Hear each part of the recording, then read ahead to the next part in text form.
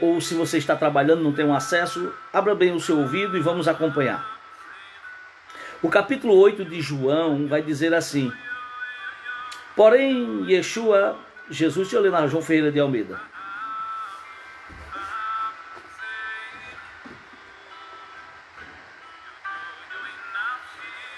Depois eu leio ela no sentido literal da Peshita, no aramaico. Vamos lá. Porém, Jesus foi para o Monte das Oliveiras e pela manhã voltou para o templo. E todo o povo vinha ter com ele, e assentando-se os ensinava. E os escribas e fariseus trouxeram-lhe uma mulher apanhada em adultério, e pondo no meio, disse-lhe: mestre, aqui, mestre, depois eu leio no aramaico, esta mulher foi apanhada no próprio ato, adulterando.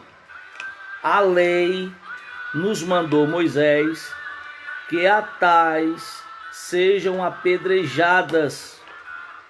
Tu, pois, o que dizes? Isso dizia eles, tentando para o que tivesse do que acusar. Mas Jesus, inclinando-se, escrevia com o dedo na areia, ou na terra. E como insistisse, perguntando-lhe, endireitou-se e disse-lhe: aquele dentre vós está sem pecado, seja o primeiro a tirar pedra contra ela. E tornando a inclinar-se, escrevendo na areia, quando ouviram isso, saíram um a um, começando pelos mais velhos até os últimos, ficando somente Jesus e a mulher que estava no meio. E, endireitando-se Jesus, e não vendo ninguém mais do que a mulher, disse: mulher, onde estão os teus acusadores? Ela respondeu, ele disse: ninguém te condena? Ela, porém, disse: ninguém, Senhor. E disse Jesus: nem eu também te condeno. Vai e não peques mais. Muito bem. O texto no original está somente algumas modificações, mas a passagem é a mesma. O texto transliterado já do aramaico vai dizer assim: Yeshua, que estava no Monte Razeitim, do Monte das Oliveiras, e indo para o Shacharit, para a oração da manhã, o povo vinha ter com ele no caminho, do qual ele ensinava. De longe, os escribas e os baruchim, os fariseus, trouxeram uma Ishá, uma mulher apanhada em adultério, e pondo-a no meio onde estavam todos ouvindo o Ravi, do qual disse: Ravi, essa Ishá, essa mulher, foi pega agora, adulterando. A Torá que nos orientou Moshe Rabbeinu, nosso pai Moisés, diz que a tal deve ser morta apedrejada. Tu, pois, irás julgar? Disse isso para tentar acusar a Yeshua. Vamos explicar isso aí. Mas Yeshua, Jesus, inclinou-se. Diz que ele debruçou-se, ou ele se encurvou. Escrevia com o seu dedo na terra. E como insistiam perguntando, ele endireitou-se ao outro lado e disse: daquele ou entre vós, qual que irão começar a acusar. E quem dentre vós estão sem cometer transgressão ou pecado? E tornando-se, inclinou-se para o outro lado, escrevendo neretes na terra. Quando eles ouviram isso, começaram os anciãos até o último, ficando somente Yeshua e esta mulher, do qual ela permaneceu sentada no meio. Endireitou-se outra vez Yeshua, e não tendo o que escrever contra esta mulher, disse: Ishar, mulher, onde estão aonde está a relação de acusadores? Ninguém veio te acusar. Ninguém te acusou, verso 11, Passuque 11, e disse Ravi, ninguém Rabino, e disse Yeshua: nem eu também vou te condenar. Vai em paz e não cometa transgressões contra a Torá. Veja que a Peshita traz um leque de esclarecimento, e que lendo só a Peshita no aramaico, a gente já consegue detectar que não é bem assim conforme algumas pregações é feita em cima do texto. Mostra aqui que aonde Yohanan João mostra onde ele passou a noite. Ele passou a noite no jardim, ou melhor, no monte Hazeitim das Oliveiras. E de manhã no Shaharit, as orações matinal, ele foi orar. Mas a multidão estava indo ter com ele. E tinha momento que a Bíblia vai dizer que ele parou. O relato aqui de Ronaldo diz que ele parou. E ensinando a Torá para aquele povo. Aí foi quando chegou os escribas. Os escribas eram aquele que pegavam todo o apanhado Shoftim e levava até o Sanhedrin, o fórum. Mas aqui você vai ver uma classificação no Passuque, no verso 3, escribas, não só um, e também os baruchim, os fariseus, que era uma das classes que deveria dar exemplo, mas eles estavam tão comprometidos com o tzadikim, com os saduceus, que infelizmente, em vez de estar ajudando, levando o conhecimento, assim como Jesus e Yeshua estava fazendo, os fariseus hipócritas estavam agora nadando contra a maré. Estavam indo no embalo, da política, das oportunidades fragmentadas de Roma. E quando a fama, de Jesus percorria, do Rav e Yeshua percorria, disseram: ele está sentado ensinando no meio, ele está sentado e vamos botar esta mulher no meio. Arrastaram essa mulher.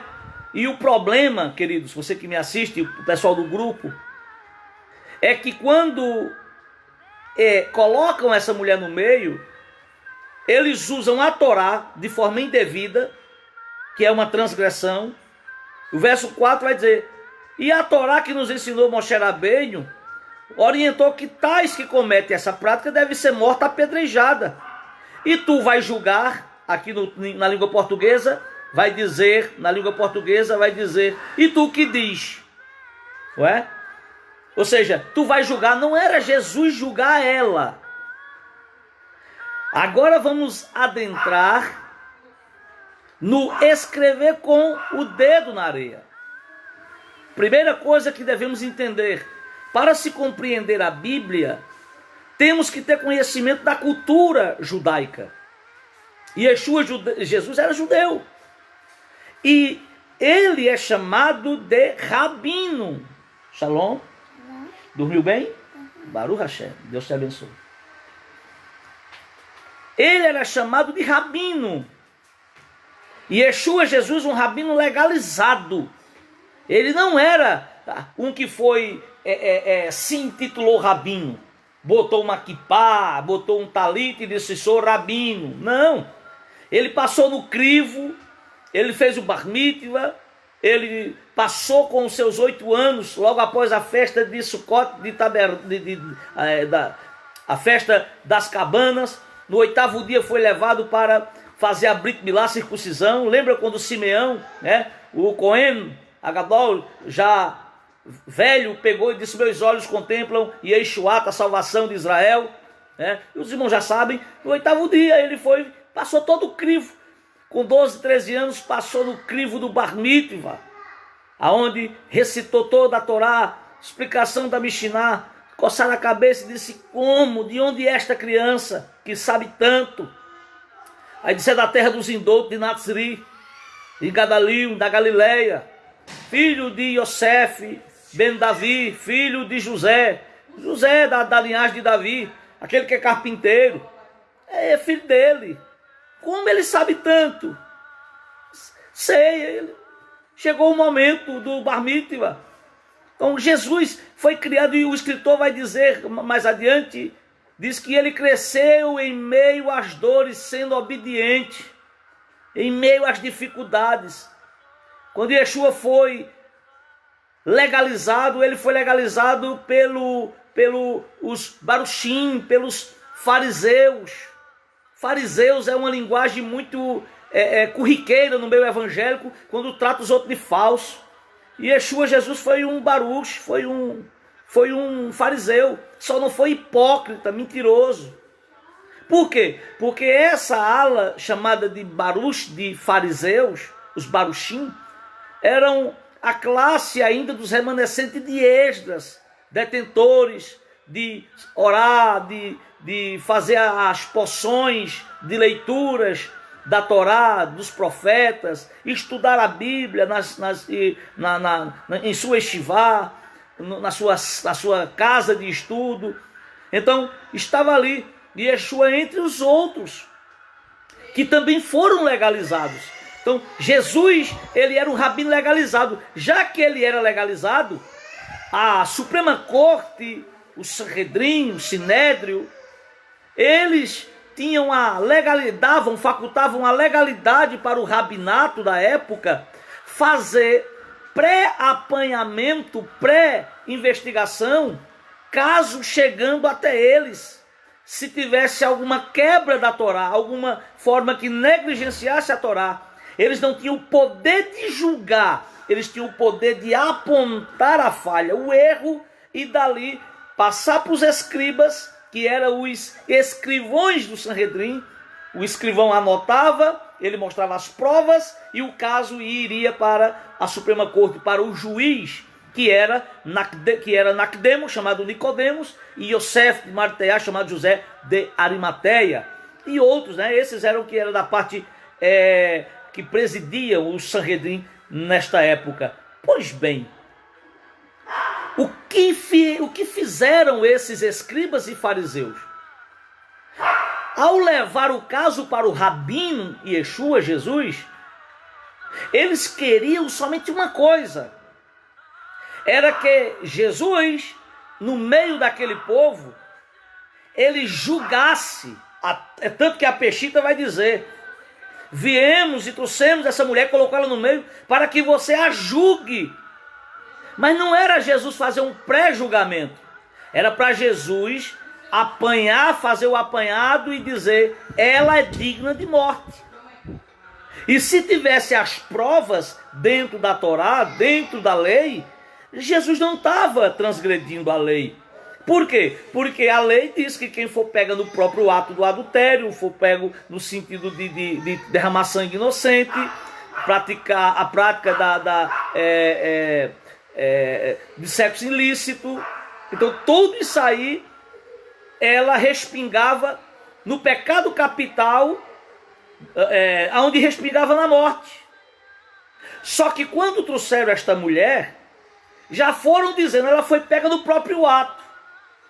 Jesus, como rabino, ele tomou a posição do seu rabinato e ele fez o que já era corriqueiro. Ele foi escrever na areia. Ele não foi, queridos, você que está no grupo, você que me acompanha, ele não foi escrever pecado desta mulher.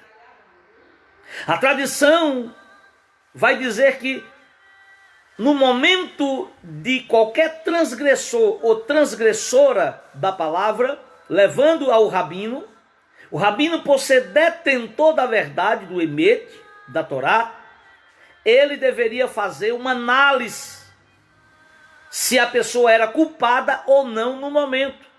Só que ele não dizia morra, não. Ele deveria dizer encaminhe agora as provas para o sinédrio. Porque o rabinato não tinha legalidade de julgar para matar na época do primeiro século, no início do primeiro século. O que é que acontece? Queriam pegar Jesus, Yeshua. Jesus disse, eu não vou dar uma sentença de morte para ela. Acima de mim, no quesito social, político, existe aí um fórum. Eu vou fazer aquilo que me compete.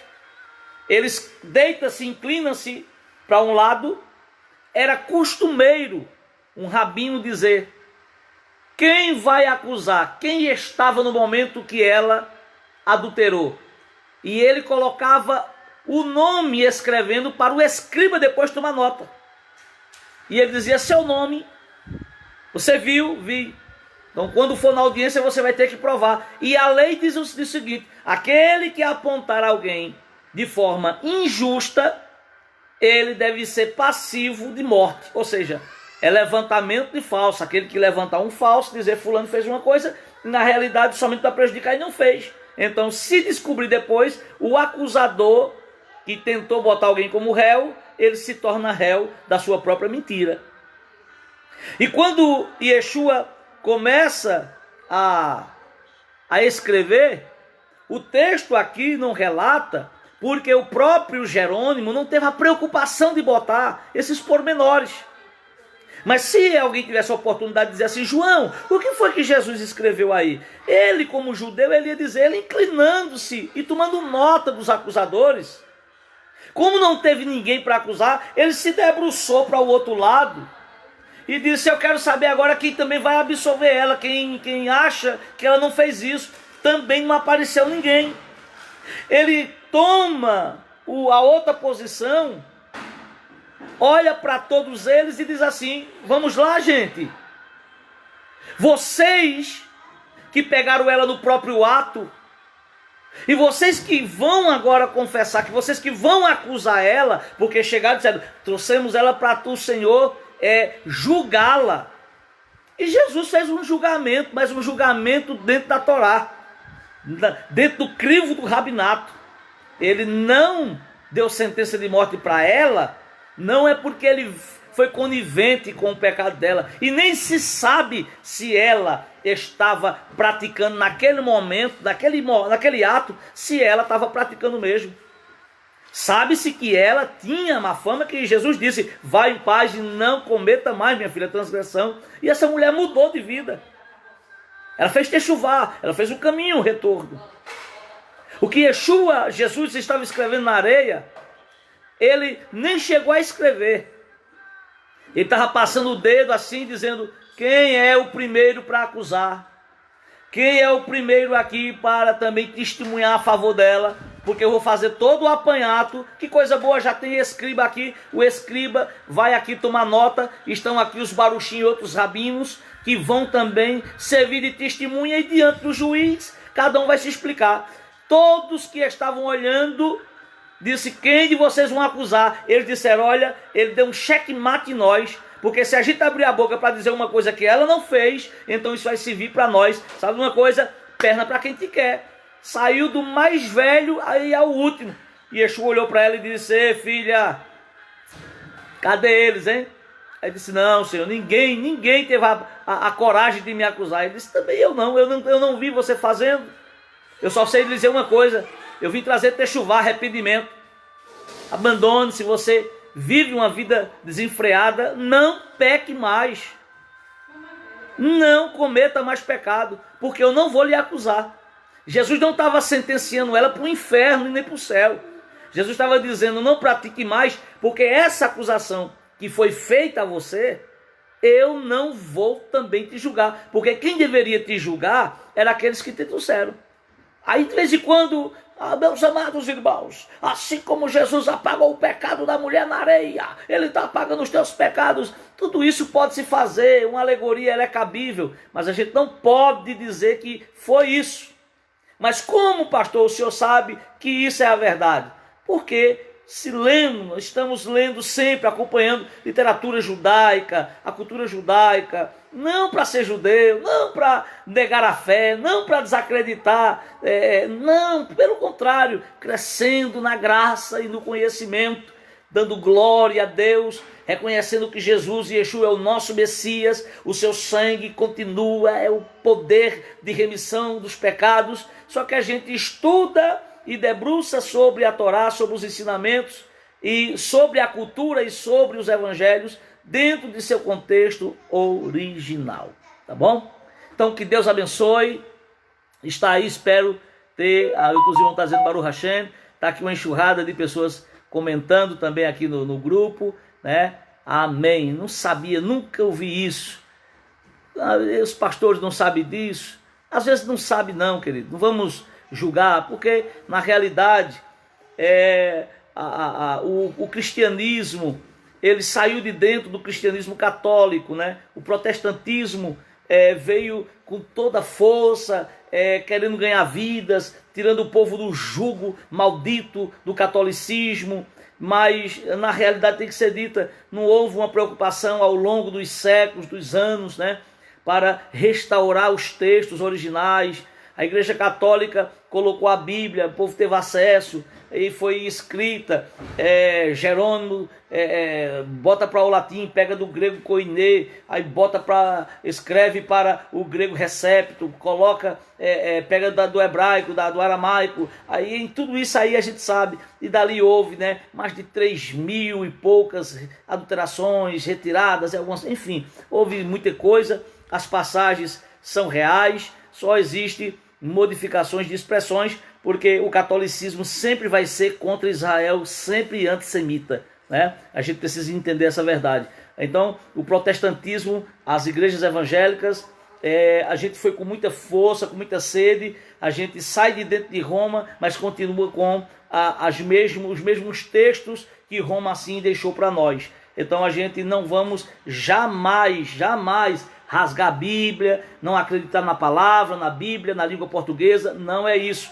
A gente só precisa ler essa palavra, ler a Bíblia na língua portuguesa e sermos curiosos e irmos em busca do que o texto original assim quer dizer, tá bom? Que Deus abençoe você, tenha um excelente início de fim de semana, que Adonai, o Todo-Poderoso, vos abençoe e vos guarde, faça resplandecer o seu rosto sobre ti, tenha misericórdia de ti, te concedendo saúde, paz, prosperidade, segurança, bem-estar, alegria, felicidade, pelo mérito do Rav Yeshua, do nosso Mestre Jesus de Nazaré, tá bom? Aqui chegamos ao final de mais um Toralogando. Shalom, shalom.